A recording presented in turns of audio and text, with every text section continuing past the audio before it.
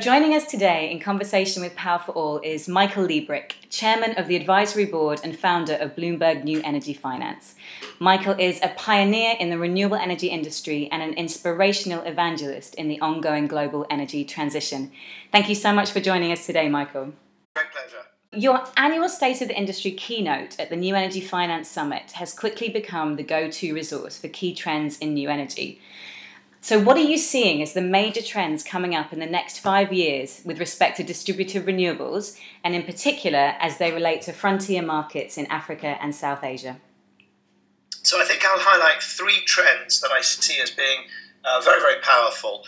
The first is the very rapid take-up of distributed, if you like, highly distributed systems. So I'm talking about the solar rooftops for lighting and phone charging, the small systems.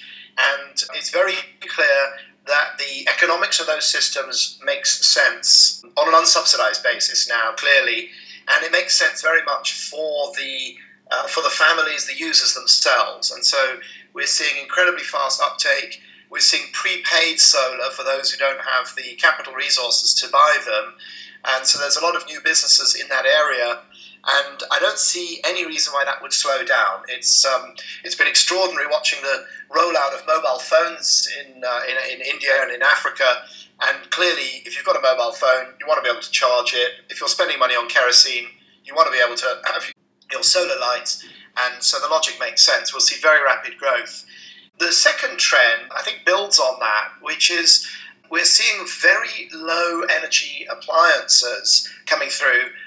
In a way, if you go back to the solar lighting revolution, it's not so much a solar revolution, it's actually an LED revolution, because it's only because of the very low power light bulbs that you can get away with such a small and cheap solar panel. Now, what's coming down the track are very low energy fans, very low energy fridges, very low energy television sets, very low energy sewing machines, and so on. And of course, that enables, these are all appliances designed for off-grid distributed energy use. So I think that's going to be a very interesting trend. We're going to see that picking up, where people say, okay, well, it's great to have lighting and a phone charger, but actually I want a slightly bigger system.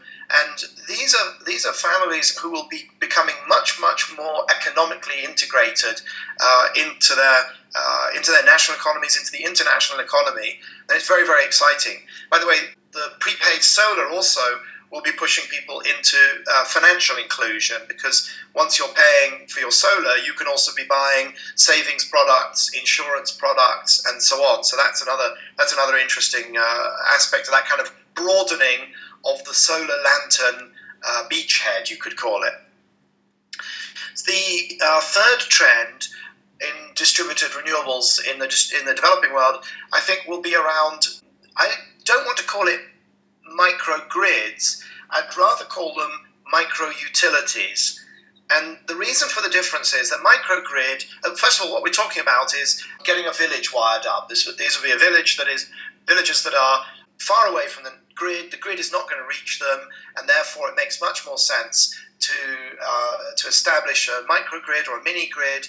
We're talking about maybe some telecom towers, we're talking about a clinic, maybe some extractive industry perhaps, but certainly food processing and schools, and then of course also the homes.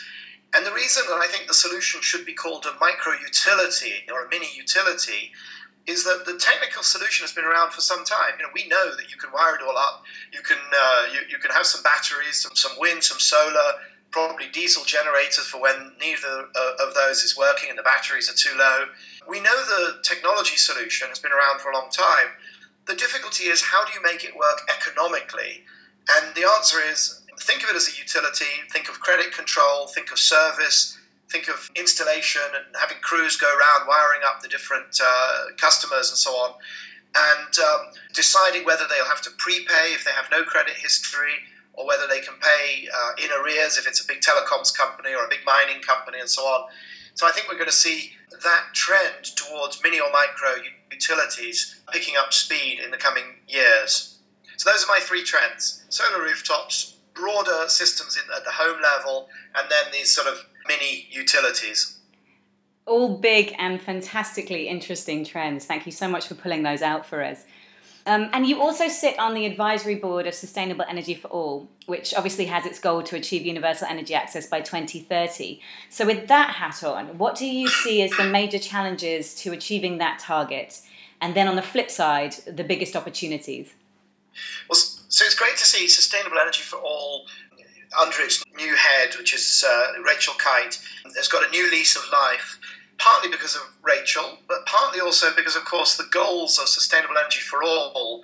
There are three goals, which is doubling renewable energy, doubling the rate of improvement of energy efficiency, this is worldwide, and then, of course, universal energy access. Those goals were taken on pretty much wholesale by the Sustainable Development Goals. So there's now SDG 7, which maps exactly onto SE for All. That's very exciting. It does involve a layer of UN bureaucracy, which frankly has filled me with horror. But nevertheless, it is, the agenda is moving forwards. I think that the challenges, apart from the fact that within SE for All and the UN, the challenge is always around sort of bureaucracy, speed of movement, not wishing to upset everybody, having to try and work equally across all countries at all stages of readiness and excitement about the trends. So I think the biggest opportunities are around increasingly low costs of the solutions. It's just becoming clear that this is a soluble problem. Access for all is a soluble problem. The costs required are, frankly, in the grand scheme of the global economy, very small. The benefits economically, let alone socially, are very large. And so we're sort of much more in execution mode. Just back to a challenge is, of course, finance, where most clean energy solutions are capital spending with then very low running costs. So your wind, your solar, your batteries, your energy efficiency, it's all money up front. And therefore, around the world, not just in the developing world, but around the world, the challenge shifts from being how do you meet operating costs, how do you manage volatility of fuel prices and so on, to how do you meet the capital costs? Have you got enough saving? Is there enough capital formation in your national financial markets? And if not, how do you tap into cross-border flows to get this stuff done? That's a huge challenge, and lots of techniques for doing that. I don't think we've got all the answers, but it's definitely a very interesting challenge to be working on. So lastly, you mentioned earlier energy efficient appliances, and you've said that Global Leap should be to energy what the Green Revolution was to agriculture. And for those who don't know, Global Leap is an initiative to accelerate market-based deployment of ultra-efficient appliances to the energy poor. Michael, could you elaborate a bit more on that? That's right. So Global Leap is very exciting. This is a program that was launched under the Clean Energy Ministerial a few years ago, I think 3 years ago. It's a competition between manufacturers to produce very low power appliances that are suitable for distributed generation across the developing world, but obviously with huge benefits across the developed world as well. We're talking about my television set probably draws 100 watts. We're talking about a television set that works on 6 watts. So a filament light bulb, which to light up a decent sized room, you're talking about minimum 25 watts, maybe 40 or even 60 watts. And an LED light bulb is around 3 watts, and possibly even less. So what you're talking about now is to try to follow the innovation in lighting with innovation across a full set of appliances. Leap has a program around refrigerators. It has a program around fans because, of course, if people become wealthier and then they instantly they certainly will want a ceiling fan or a desk fan or a freestanding fan, and then air conditioning units and so on. So in order to forestall this huge demand in energy, Global Leap is about trying to ensure that there's a supply chain and models of very low power appliances. And the low powers that they're achieving are just phenomenal. And I draw the analogy with the Green Revolution. The Green Revolution, if you remember, there was this thinking that with population growth, inevitably would come mass famines, and that the agricultural productivity of the world, particularly in India, would be unable to keep up with population growth, and it would be an utter tragedy. And the Green Revolution was the process of improving agricultural productivity to such an extent that we are still, with 7.5 billion people, and the Green Revolution, I think, was in the 50s, 60s, 70s.